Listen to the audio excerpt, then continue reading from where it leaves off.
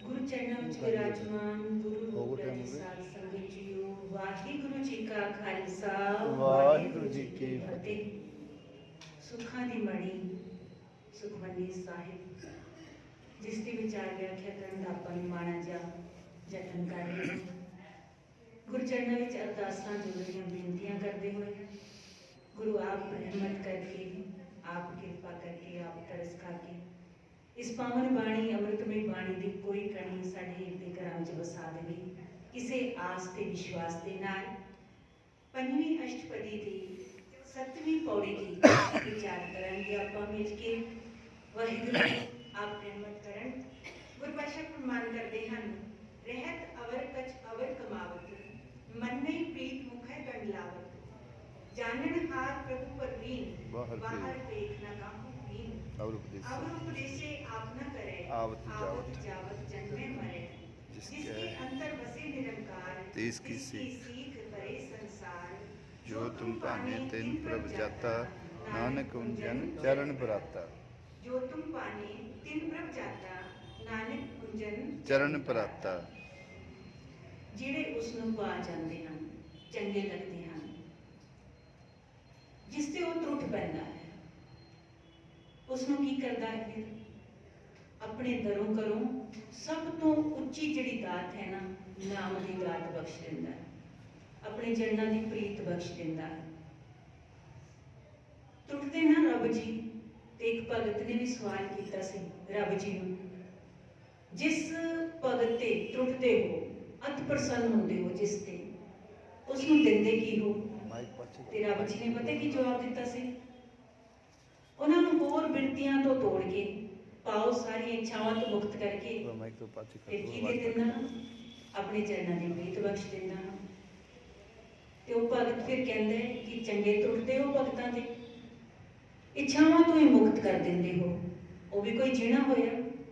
हुण साध संगत जीओ मूड बंदा इहो ही सोचता है कि बहुत ही धन दौलत संपदा ये सारिया चीज़ां असीं मंगते रहिए तो सानूं मिलदियां रहन तां ते रब जी नाल साडा सरोकार है नहीं तो उसदे नाल साडा कोई नाता ही नहीं।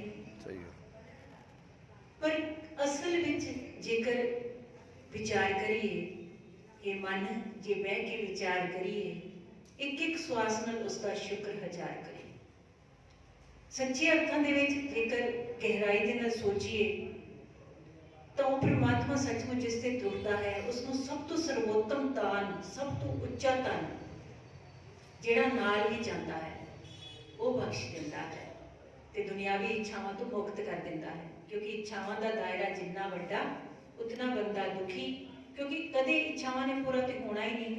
अग विच घ्यो पांदे जाओ उसने होर भड़कना है।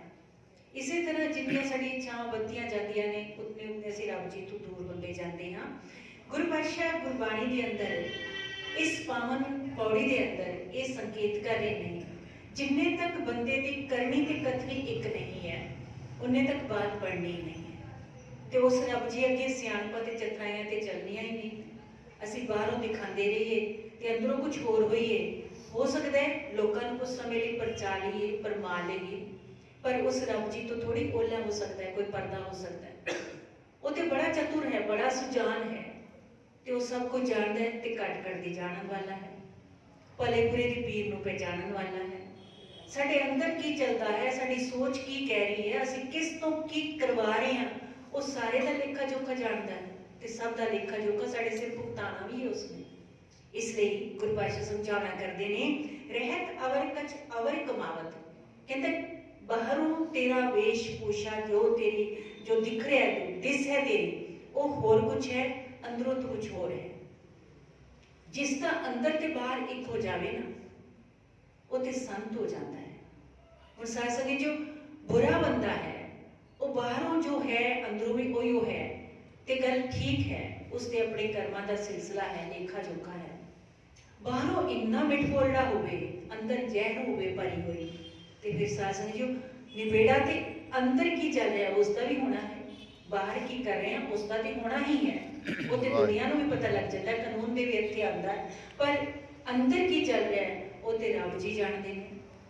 दूजियां दे मोढियां ते रख के भी ते बंदूकां चलाते हैं लोग या फिर ਇਹੋ ਜਿਹੇ ਕੋੜੇ ਬੋਲ ਬੋਲ ਕੇ ਵੀ ਛਲਨੀ ਕਰਦੇ ਨੇ। ਕਹਿੰਦੇ ਨੇ ਤੀਰ ਤਲਵਾਰ ਇਹ ਸਭ ਦੇ ਜ਼ਖਮ ਭਰ ਜਾਂਦੇ ਨੇ, ਪਰ ਇਹ ਜਿਹੜੇ ਕੁੜੱਤਣ ਵਾਲੇ ਬੋਲ ਨੇ ਨਾ, ਉਹਨਾਂ ਦੇ ਜ਼ਖਮ ਨਹੀਂ ਭਰਿਆ ਕਰਦੇ ਛੇਤੀ।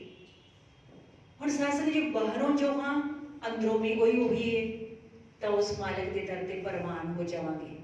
ਗੁਰੂ ਪਾਤਸ਼ਾਹ ਕਹਿੰਦੇ ਨੇ ਰਹਿਤ ਅਵਰ ਕਛ ਅਵਰ ਕਮਾਵਤ ਮਨ ਨੇ ਪ੍ਰੀਤ ਮੁਖੇ ਡੰਡਲਾਵਤ। ਬਾਹਰੋਂ ਬੜਾ ਪ੍ਰੇਮ ਉਜਾਗਰ ਕਰ ਰਿਹਾ ਹੈ ਵੀ ਮੇਰੇ ਤੇਰੇ ਨਾਲ ਬੜੀ ਪ੍ਰੀਤ ਹੈ, ਪਰ ਅੰਦਰੋਂ ਈਰਸ਼ਾ ਕੋਈ ਰੱਖ ਕੇ बैठा है, द्वेष रख के बैठा है, दोचिता है, दिखावा कर रहा है, टोंक कर रहा है। ते टोंक उसके दर ते प्रवान ही कोई नहीं, दिखावा उसके दर ते प्रवान भी कोई नहीं, क्योंकि इत्थे ते टोंक चल जाएगा कुछ समय लिए, कुछ समय लिए चल सकता है।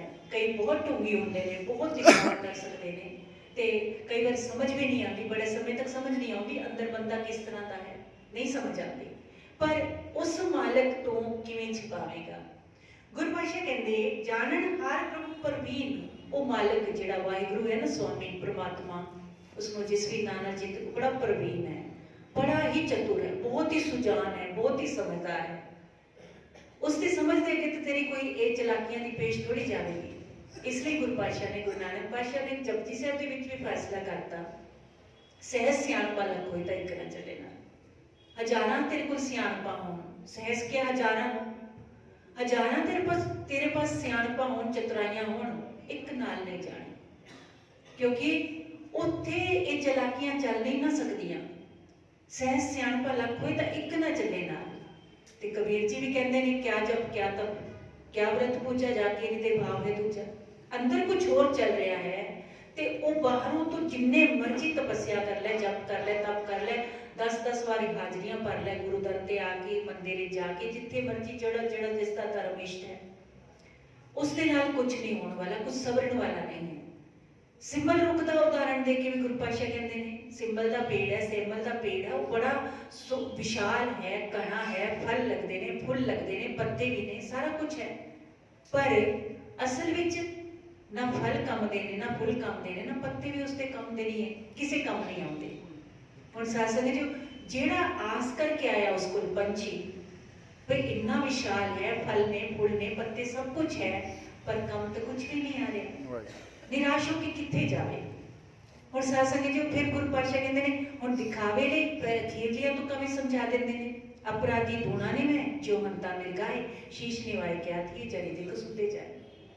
गल ते इत्थे है ना कि भाई वो अष्टांग प्रणाम करता प्रतीत हो रहा है हिरण का शिकार करना है शिकारी, ते वेखण वाले नूं जिसले शिकार करन लगता है, तीर चलाण लगता है, लिप के दौड़ा हो जाता है, वेखण वाले लगता है कि अष्टांग प्रणाम कर रहा है, दंडोत कर रहा है, अष्टांग प्रणाम कर रहा है। पर गुरु पातशाह कहते हैं शीश निवाए क्या थी जारी दे कसुते जाए। मत ते पुठे पासे चल रही है ना, करते जीव की हत्या रहा है, ते दिखा रहा है एक कि पता नहीं कितना बहुत श्रद्धालु है, कोई अष्टांग प्रणाम करे अपने इष्ट। निबेड़ा अंतर करते हैं कि अंदरों असी किदा दे हां, क्योंकि उस मालिक को कोई पर्दा नहीं हो सकता। बाहर देखना काम पे कहते उस परमात्मा ने तेरे बाहर दे किसी पेश के नाल कोई प्रसन्न नहीं हो जाना, किधर रीच नहीं जाना उसने। बाहर जो मर्जी तू प्रपंच कर ले, जो दिखावे कर ले, अवर उपदेश से आप ना करे। फिर कहते हैं होरां नूं उपदेश देना बड़ा सौखा है, सलाह देने वाले तुहानूं इतने मिल जाएंगे, उपदेश देने वाले तुहानूं इतने मिल जाएंगे, अमल करने वाला व्यक्ति कोई होवे। गुरु पातशाह ने फैसला ही करता, कहते दूजिਆਂ ਨੂੰ उपदेश देता है, आप अमल नहीं करता, तो फिर आवागमन के चक्कर च पिया रहता है। साडे सामने 36 प्रकार के भोजन परोस के रखे जाने, जे असीं बुरकी अंदर लैके ना जाइए, उन्होंने बचाइए ना, तो उस दे नाल कोई एनर्जी मिल सकती है, भुख शांत हो सकती है? नहीं ना हो सकती। इसलिए सिर्फ उपदेश के नाल थोड़ी गल बनेगी, इलाज के नाल परहेज भी तो चाहिए है ना।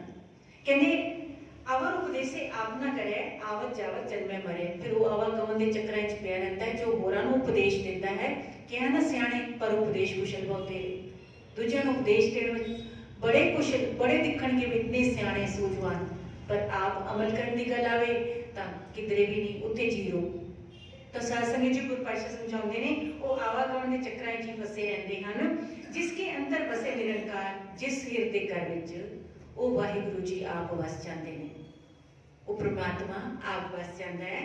इसकी सीख तरे संसार, उसकी शिक्षा नाल असल विच कहण तो मुराद है जे कहण वाला सच्चे अर्थां विच उस ते आप अमल कर रहा है तो उसकी सीख, क्योंकि जिन्नी नाम ते आया गए मशक्कत का नानक देवो कुचले कीती छुट्टी ना। केवल कहते हैं ना जिस घर विच कोई नाम जपण वाला होवे ना उहदी एक एक कुला तर जांदियां ने, है ना प्रभाव नाम जपण वाले का। जिवें एक जगदा होया दिया दीपक जो है हजारां दीपकां नूं रोशना दिंदा है, जगा दिंदा है। बुझे हुए दीपक ने की जगाना है। इसलिए साथ समझो जिसका अमली जीवन है, जिसलिए मनन वाली अवस्था वाले का जिसके जपजी साहिब जी गुरु पातशाह ने जिक्र किया है, इस तरह का जे जीवन है तो उसका प्रभाव पएगा ही पएगा। उसकी संगत तो उसका और ही इस तरह का हो जाता है, उसका प्रभाव पैना ही पैना है। इसलिए गुरु पातशाह समझाते ने जिसके अंदर बसे निरंकार, जिसके अंदर वो वाहिगुरु जी वस जाते ने, जिसकी सीख तरे संसार, उसकी सिक्ख्या नाल संसार तरता है। मतलब जिसनों उसकी शिक्षा मिल गई या उसका अमली जीवन वेख के उसके जीवन में जब उसका जीवन रूपांतरित हो गया तो उसका भी बहुत सा पार उतारा हो जाना है। जो तुम पाने दिन प्रभ जाता, कहते जेड़े तेनों पा जाते हैं, जेड़े तेनों चंगे लगते हैं। और सारे जीवन में विचरण करते हुए ना, चाहे साडा परिवार है, चाहे साडा समाज है, किसी लिए इंज चित्त करते हैं ना भी इससे तो मतलब इसको वेख लिया ना दिल ही अंदर एक खुशी जी आ जाती है, रूहानी जी खुशी। तो किसी को वेख के इंज लगता है भी ये क्यों मत्थे लग गया है ना किधरे कुछ, क्योंकि या तो विचारों का तालमेल नहीं है या फिर उसकी कुछ मंशा, उसके अंदर कुछ ईर्ष्या है, इस तरह का द्वेष है, इस करके ऐसा आता है, या असी इतने ईर्ष्यालु हाँ कि सानू उस विच वो चीज़ नहीं नजर आ रही। तो सारी चीज़ों का प्रभाव पैदा है कि साडा किस तरह का ओरा बनता है, उस तरह का ही बनेगा जो साडे अंतर्गत विच होवेगा। बाहरी दिखावा थोड़े समय लिए चलता है। जो तुम पाने दिन प्रभ जाता, जो तेनों पा जाते हैं वो वाहिगुरु जी जो तेनों पा गए उन्होंने अंदर तू वसिया होया, इस करके क्योंकि उसे नूं ही तू नाम दी दात देनी है, अपने चरणों की प्रीत बख्शनी है। नानक मुंजन चरण पराता, कहते इहो जिहां दे मैं चरणों के नतमस्तक होंदा। जिहड़े तेनों पा गए ने, जिहड़े तेनों पा गए ने, उन्होंने ते नाम ही जपया है, उन्होंने तो सेवा ही करनी है। वो इतने प्यारे ते शुद्ध निर्मल हिरदे वाले ने, मैं उन्होंने चरणों के नतमस्तक होंदा। ते साथ समझियो गुरु पातशाह समझा रहे हैं ते उन्होंने प्रति नतमस्तक हो ही चाहिए है। जो गुरु ग्रंथ साहिब जी के विच भगत बैठे ने ना, उन्होंने इतनी ते नाम नाल इतनी ते लिव है, इतनी ते लिव जुड़ी है, इतना ही ते प्यार वाला उन्होंने जीवन है। वो किरत भी कर रहे हैं, नाम भी जप रहे हैं, मिल वंड के भी छक रहे हैं, ते हलीमी भी है। ते साथ समझियो फिर उन्होंने अगे वड्डे वड्डे उस समय दे जिस उस वे उन्होंने सिक्के टाल दिते जाते सन भी नीवी जात के ने, लोगों के बने नीवी जात के ने। ते गुरु पातशाह ने सानू गुरबाणी के अंदर सेध देंदे, नीचा अंदर नीच जात नीची हो अत नीच, नानक तिनके संग साथ बड़ियां सो प्यारे। जिथे नीच संभालन उथे नदर तेरी बख्शीश, उत्थे तेरी नदर, उत्थे तेरी रहमतां बरसदियां ने। जिथे इहो जे छोटे कहे जाने वालियां दी सार संभाल होंदी, नीवें कहे जाने वालियां दी सार संभाल होंदी है। इसलिए सिक्खां दा मन नीवां मत उच्ची। हुण आपां अपने अपने हिरदे विच आती मार के वेख लईए, साडा मन नीवां है कि साडी मत नीवी होई पई है। गुरु पातशाह किरपा करन, रहमत करन कि गुरबाणी आशे अनुसार साडा जीवन बने। साडे हिरदे विच साडा हिरदा भी इस पावन बाणी नूं पढ़ के रूपांतरित होवे, जिस सदके ये लोग सुखीए पर लोग सुहेले। नानक हर प्रभु आपे मेरी अवस्था बन सके। भुल्लां चुक्कां दी खिमा बख्शियो जी। वाहिगुरु जी का खालसा, वाहिगुरु जी की